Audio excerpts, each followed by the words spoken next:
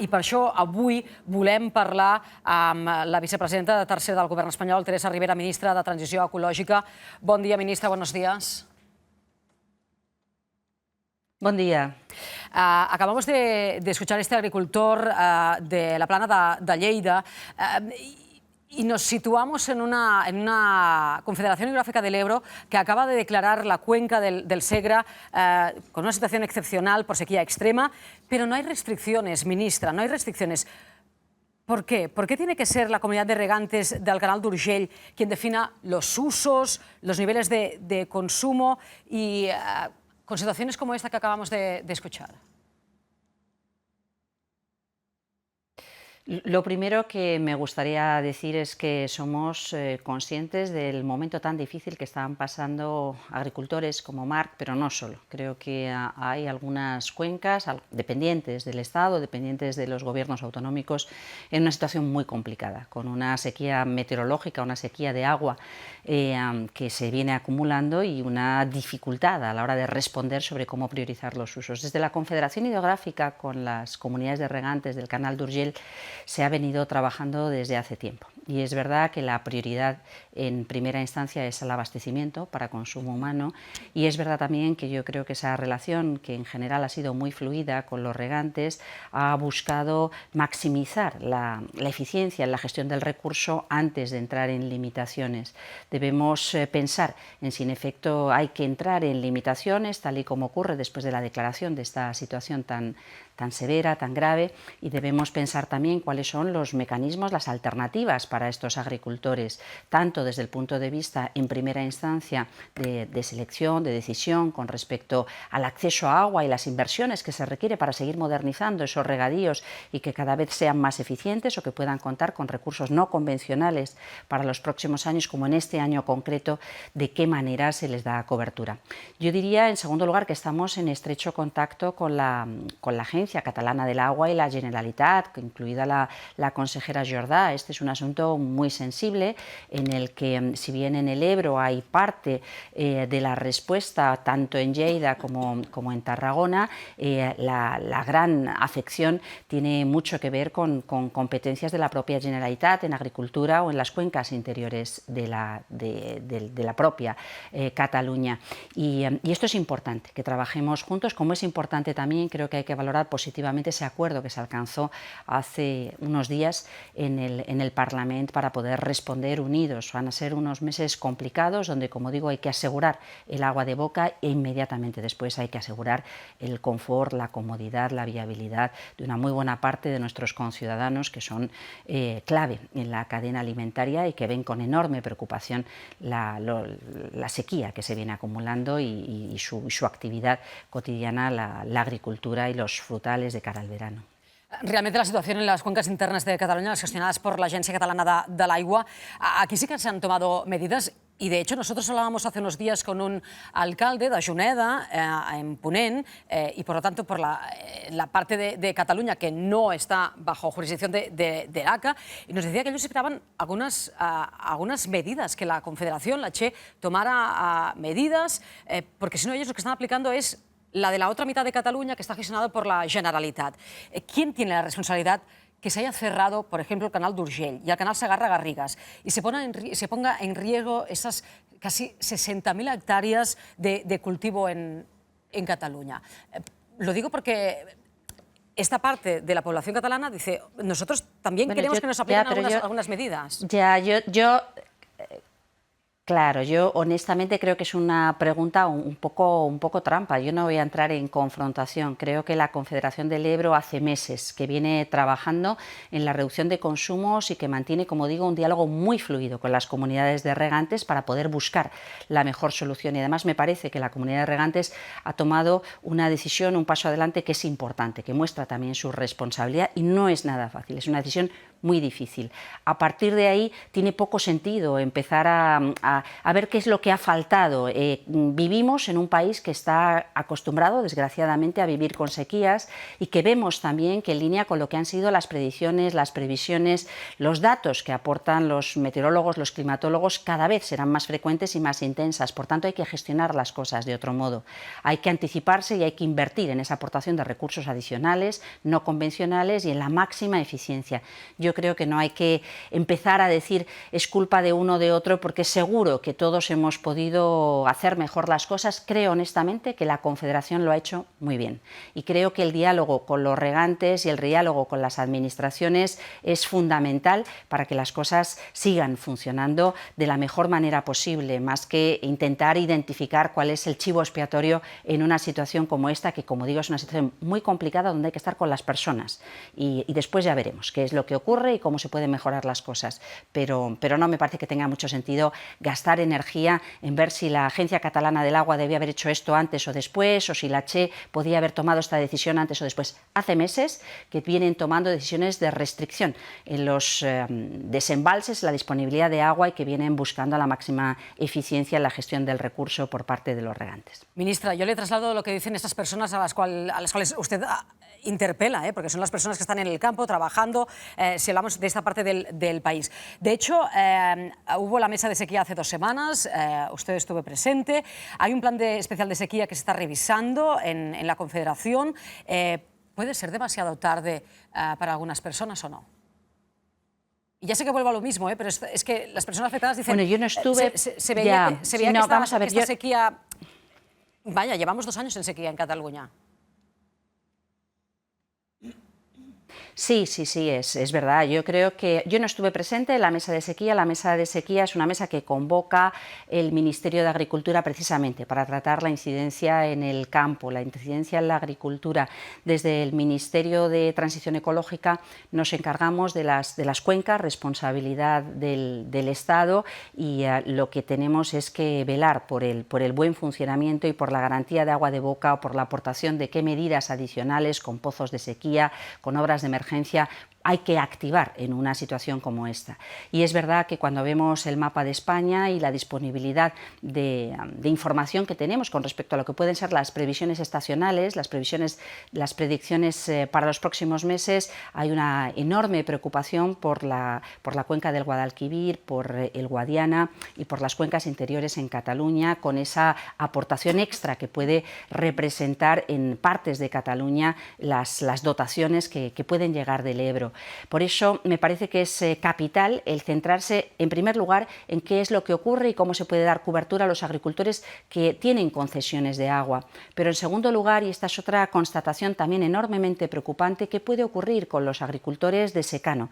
Con aquellos que no tienen agua, que dependen del agua de la lluvia y que han visto cómo ha llovido en umbrales muy inferiores a la media, hasta el 22% de lo habitual solamente en el mes de abril, un mes especialmente importante de cara a poder contar con agua, a poder afrontar la primavera y el calor del verano con reservas de agua y con suelo suficientemente húmedo. Los datos de sequedad de los suelos en España en este momento son dramáticos, o sea que estamos en una situación evidentemente, como digo, complicada, que tiene 2 dimensiones: la disponibilidad de agua y la garantía de abastecimiento urbano, por una parte; por otra parte, la disponibilidad de agua para agricultura, que no solamente es la vinculada a esas concesiones de agua, desembalses, como puede ser los regantes del canal de Urgell, sino también la situación de los agricultores que en principio no tienen una concesión de agua porque tienen ganadería en extensivo, porque tienen cultivos de secano y sin embargo ven con enorme preocupación la sequedad de suelo. Esto es a lo que se ha dedicado mi compañero, el ministro de Agricultura, junto con las comunidades autónomas, los consejeros responsables de Agricultura. Estamos trabajando en esta respuesta, en una cobertura económica que empezó con esa reducción de los módulos que aplican los agricultores, es decir, ese descuento muy importante, lógicamente, para poder dar cobertura ante la Administración de Hacienda, pero también con ayudas explícitas, como ya hicimos el año pasado, para que esa falta de producción no afecte a la viabilidad, en muchos casos, de familias enteras dedicadas al sector. La consellera d'Acció Climàtica de la Generalitat, Teresa Jordà, le ha pedido por carta que se garantice el caudal ecológico del delta del Ebro para proteger en ese caso la biodiversidad y hacer viable el cultivo del arroz. ¿Eso está garantizado, ministra? Bueno, el caudal ecológico del Ebro está evidentemente garantizado. La consejera me ha mandado varias cartas en estas últimas semanas y hemos tenido ocasión de hablar por teléfono en varias ocasiones. Tengo la mejor relación con ella y creo que dialogando y no solamente con cartas todavía se consigue tener mejor relación. Nosotros vamos a cumplir con nuestras obligaciones de mantenimiento del caudal ecológico, de preservación de ese espacio tan importante en la desembocadura del Ebro y, por supuesto, con todas las obligaciones, derechos, garantías de abastecimiento de agua. Insisto, en primer lugar, agua de boca, agua para los núcleos urbanos. No queremos tener restricciones, tenemos que apelar, eso sí, a la máxima prudencia en nuestros consumos, en nuestros hogares, en nuestros consumos domésticos y, evidentemente, esto en un determinado momento puede habilitar para tomar decisiones de limitaciones de acceso a ese agua de consumo doméstico, no tanto para el agua de boca, sino para usos suntuosos, para regar jardines o para piscinas. Eso ya veremos. En Cataluña se ha resuelto con ese acuerdo dentro del Parlament. Creo que las garantías de buen estado del Ebro y de caudal ecológico son también una garantía para los ecosistemas en su desembocadura, en el delta del Ebro, y tendremos que ver qué ocurre con respecto a los cultivos que puedan sentir que se reduce la disponibilidad de agua también en esta zona si necesitamos preservar el caudal ecológico del Ebro. Hablando de relaciones, buenas o no, le pregunto por Doñana y por la polémica a partir de sus palabras. Dice desde el Partido Popular, vicepresidenta, que usted miente cuando dice que Feijóo pasa del tema de Doñana. Yo no miento, no miento. Y otra cosa es que si el señor Feijóo se quiere implicar en la solución de Doñana, lo tiene muy fácil. No hace falta que se le diga nada. Yo le dije, le hice un comentario, es verdad, lo expliqué. Fue un comentario breve, informal, y me respondió que hablara directamente con Moreno Bonilla. Creo que esto va mucho más allá de la relación con la Junta de Andalucía. Es un desafío del Reino de España al derecho europeo y me parece que la vinculación de Feijóo con este asunto es obvia, pero no tengo ningún problema en que acredite con los hechos que él se implica y ayuda a encontrar solución. Lo que no he hecho nunca es mentir. Ministra, usted mañana comparece en el Congreso para dar explicaciones sobre la ordenación de los espacios marítimos. En febrero su ministerio determinó las áreas marítimas donde se podrán instalar los parques eólicos marinos. En Cataluña hay una zona aprobada delante del Golf de Roses y hay 7 proyectos que optan a tener permiso para construir allí. ¿Cuándo van a definir los criterios para determinar qué opción se va a llevar a cabo? ¿Con qué plazos están trabajando? Queremos trabajar sobre seguro y con la máxima participación. Es verdad que en esta zona lo que observamos a partir de un determinado momento es que había un interés muy importante de Francia de despliegue de eólica offshore en ese mismo área. Y creo que era importante ordenar estos espacios. Ordenar estos espacios por varios motivos. Primero, para dejar claro que solamente en aquellos espacios en los que se considere que puede haber un uso destinado a la producción de energía eólica es donde se pueden presentar proyectos. No es posible que se ubiquen en cualquier sitio de manera desordenada o en función de la identificación que pueda hacer un promotor. En segundo lugar, creemos que nos ha costado 4 años el contar con estos planes de ordenación de espacios marítimos, que, como digo, son garantía para las distintas actividades, que nos permite tener una idea clara de dónde en su caso se puede llegar a materializar qué usos, pero la siguiente fase es regular, tomar decisiones con respecto al modo en el que se ocupa ese espacio, con qué densidad, cómo se evacúa esa electricidad en tierra. Se hace por concurso, que es nuestra intención, sacar los distintos polígonos a concurso conforme vaya habiendo suficiente madurez y suficiente consenso en torno a cada una de estas zonas. Por tanto, insisto, con cada una de los territorios, con todas las garantías de participación posible. En esto estamos trabajando y seguiremos trabajando para que se pueda regular y desarrollar lo antes posible, pero siempre con la participación y el consenso por parte de todos. Así que retomaremos este asunto con la Generalitat en las próximas semanas y seguiremos adelante con la máxima participación. ¿Es definitivo que allí en el Golf de Roses se vaya a instalar un parque eólico o hay todavía margen de decisión? Bueno, vamos a ver, en estos momentos lo que tenemos, como ocurre con los planes de ordenación del territorio, planes de ordenación urbana, lo que tenemos es identificado los sitios donde puede haber. No significa que vaya a haber, ni que vaya a haber en todo ese espacio que está delimitado, determinado como potencial uso para energía eólica offshore. Es una parte porcentual muy pequeña del territorio marino que corresponde gestionar al Reino de España. Es una parte que ha sido definida teniendo en cuenta todos los criterios que nos parecen importantes. Las garantías ambientales, zonas de tránsito de cetáceos, zonas de tránsito de aves, zonas de protección de los fondos marinos, las garantías de seguridad para el transporte marítimo, para la defensa, en algunos casos, la búsqueda de compatibilidad máxima con las actividades pesqueras artesanales.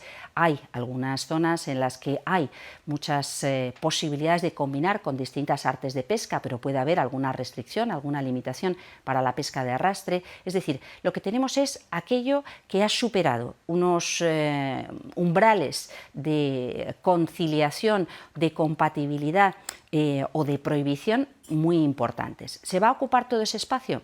Pues ya veremos, depende. Ahora, ese es el espacio que en primera instancia consideramos que tiene potencial eólico, capacidad de ser desarrollado y suficientes garantías, también. Una vez que determinemos el modo en el que pueda llegar a explotarse esa energía eólica offshore, si sale a concurso, iremos viendo cómo van saliendo los distintos proyectos e iremos viendo qué es lo que se presenta. Así que lo que yo rescataría de su pregunta es que lo único que no cabe es decir que no quiero absolutamente nada. Esto hay algunos colectivos que es verdad que lo dicen, no quiero absolutamente nada. Me parece que España no puede perder esa carrera, ni por razones industriales, ni por razones energéticas, ni por razones climático-ambientales.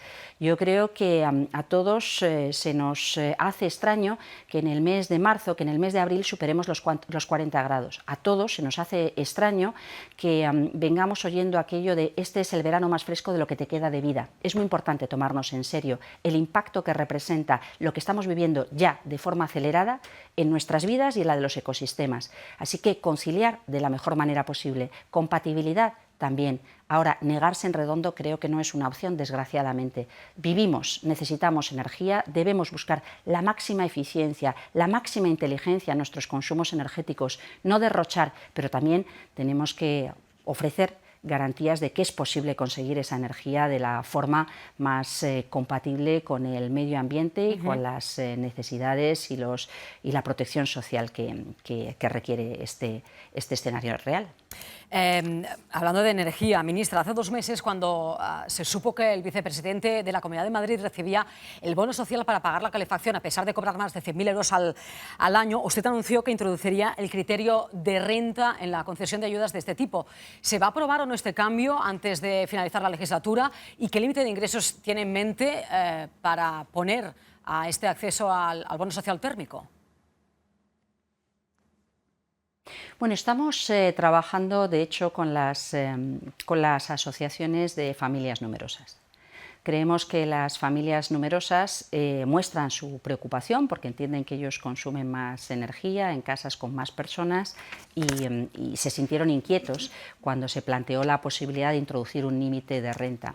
La reacción del consejero de la Comunidad de Madrid me pareció particularmente significativa y vergonzante, porque es el señor que ha presumido de que no hay pobres en Madrid, cosa que desgraciadamente no es cierta, y que al mismo tiempo se consideró vulnerable a sí mismo.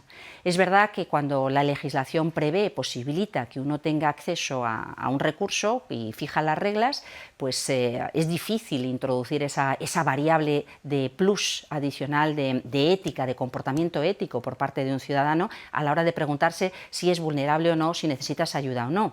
Yo misma pertenezco a una familia numerosa y hay muchas cosas que nunca se me ha ocurrido pedir, aunque siendo familia numerosa hubiera podido. Pero sí es importante que la regulación refleje aquello que con ningún margen de duda pueda ser viable. Así que queremos el máximo consenso. De nuevo, el diálogo con las familias numerosas, con las asociaciones de familias numerosas está siendo pues, muy productivo, muy constructivo, muy responsable y esperamos que esto pues, pueda salir adelante de manera sosegada y sin ningún problema.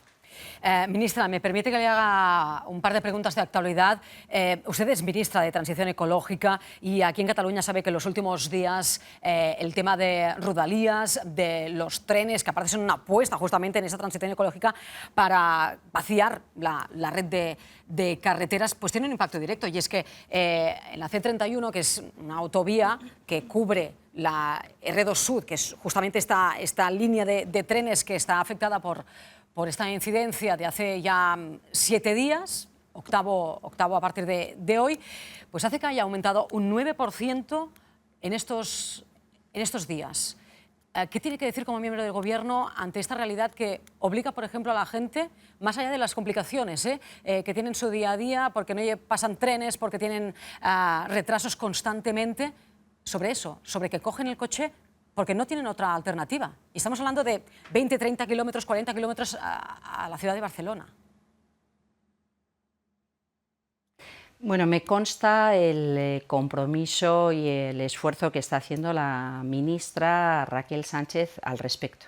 Creo que, en efecto, el contar con buenos servicios, con servicios de calidad en el transporte público, más en áreas metropolitanas, es fundamental para descargar otras alternativas de movilidad mucho más contaminantes, mucho peores desde el punto de vista de la gestión del tiempo, del coste. Pensemos que también contamos con una reducción muy significativa en el transporte público, cosa que está teniendo muy buen resultado. Creo que esto es el dato más significativo. Ministra, no sé si las personas... Que pueda haber, y ahí el detalle, evidentemente... No, ministra, le iba a decir que por los testimonios, que los testigos que estamos escuchando los últimos días de Rodalies, los miles de usuarios que cogen el tren, no sé si ahora tienen en mente la rebaja en el precio o los problemas y el retraso que acumulan para ir al trabajo, para ir a estudiar. Ahí, ¿dónde bueno, yo por eso le insistía en esta idea de servicios. Claro, servicios de transporte público de calidad. Hemos vivido unos años en los que la inversión en el mantenimiento del transporte público ferroviario se redujo prácticamente a cero. Y recuperar eso cuesta mucho. De hecho, es uno de los mensajes que yo creo que debemos recordar una y otra vez, ahora que se acercan las elecciones. Es muy importante entender que los servicios públicos de calidad cuesta mucho mantenerlos, nos benefician a todos y generan un enorme impacto negativo cuando se deja de invertir en ellos. La apuesta por los servicios públicos es capital. La segunda cosa que me consta es que la ministra está haciendo un esfuerzo para que eso se recupere cuanto antes. Creo que es fundamental y creo que es normal que los ciudadanos, si no funciona en un determinado momento, si acumula una serie de incidencias, sientan su preocupación y la transmitan con la vehemencia que corresponde. No son decisiones normalmente que se puedan corregir de un día para el otro cuando llevan años acumulados de retraso en inversión, pero sí que este Gobierno está queriendo hacer un esfuerzo por recuperar todo ese servicio en buenos términos de calidad cuanto antes. Y creo que, mientras tanto, también es importante destacar, yo insisto en ello, no lo desprecio, que el compromiso del Gobierno incluye esa bonificación tan importante para los usuarios de transporte público. Obviamente, si uno se encuentra con que el transporte público no le funciona, pues se preguntará qué sentido tiene, pero creo que, con todo, hay muchos más ejemplos de buen funcionamiento que incidencias en la red de transporte ferroviaria. Vicepresidenta, y la última pregunta en relación a lo que hemos conocido hace solo unos minutos, y es que Endesa obtuvo un beneficio neto de 594 millones de euros en el primer trimestre de este año. Esto representa un incremento del 75,7%, a pesar del impacto del impuesto del Gobierno. ¿Cómo lo valora? Bueno, yo creo que las empresas energéticas tienen que formar parte de esa respuesta responsable en un momento tan tensionado como el que hemos vivido en el año 2022, que está más apunta mejor en el año 2023, pero no nos podemos descuidar. Creo que el Gobierno ha hecho un esfuerzo muy grande por mantener un límite en el crecimiento del precio que pagan los consumidores, o incluso una reducción gracias a la eliminación del pago por por los costes fijos y a la fiscalidad. Creo que hay que estar muy encima de las empresas. Evidentemente esto no significa que el Gobierno diga que hay que eliminar los ingresos o los beneficios de las empresas, pero sí que lógicamente hay que tener una política que permita una contención de esos beneficios en momentos difíciles y que se socialice ese precio asumible por parte de las familias. Me parece que este es un asunto que genera pues muchos interrogantes, ¿no? Lo vemos con las eléctricas, pero sobre todo lo vemos con las petroleras. Y esto o con los operadores, con los intermediarios en materias primas a nivel mundial. Esto pone de manifiesto hasta qué punto. Primero, es muy importante acelerar la transición energética y buscar un modelo completamente distinto, mucho más democratizado, con muchos más actores. Segundo, cómo debemos, en la medida de lo posible, reducir cuanto antes la dependencia de esa intermediación y de esos proveedores de materias primas energéticas. Y tercero, que tenemos unas condiciones excelentes para que esto ocurra en nuestro país cuanto antes. También en Cataluña, donde yo creo que el déficit de inversión en energías renovables está empezando lentamente a recuperarse, pero todavía tiene mucho margen para seguir desarrollando a micro, pequeña, media y gran escala las soluciones renovables y de eficiencia. Ministra Teresa Ribera, vicepresidenta, la dejo escapar porque sé que tienen Consejo de Ministros. Aparte de hoy puede ser una previa con debate interesante. Hay las medidas sobre vivienda que se tienen que aprobar y entre ellas los avales a las hipotecas vía ICO que a sus socios, a Unidas Podemos, pues no les han gustado demasiado. Veremos qué es lo que pasa. Gracias. Pues gracias a ustedes y cuando quieran. Bon dia. Que vagi molt bé. Bon dia.